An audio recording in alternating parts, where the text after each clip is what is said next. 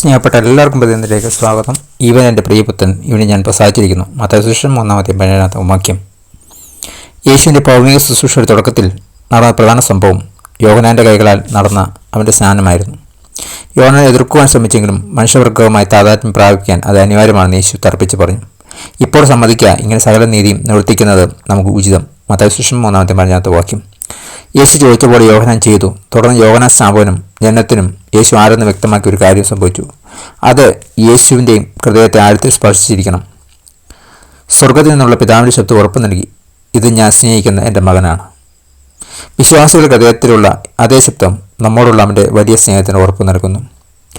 ആശ്വസിക്കുന്ന പിതാവിൻ്റെ സ്വരം നിങ്ങൾക്ക് എപ്പോഴെങ്കിലും കേട്ടിട്ടുണ്ടോ? അതുപോലെ മറ്റുള്ളവരെ ആശ്വസിപ്പാനും അവർക്ക് പിതാവിൻ്റെ വചനങ്ങൾ പറഞ്ഞു കൊടുക്കാനും നമുക്ക് എങ്ങനെ സാധിക്കും? പ്രാർത്ഥിക്കാം. പിതാവേ, നീ ഞങ്ങളെ എത്രത്തോളം അധികം സ്നേഹിക്കുന്നു എന്നും ഞങ്ങൾ നിൻ്റേതാണെന്നുള്ള നിൻ്റെ ഉറപ്പുള്ള വചനങ്ങൾക്കായി നന്ദി.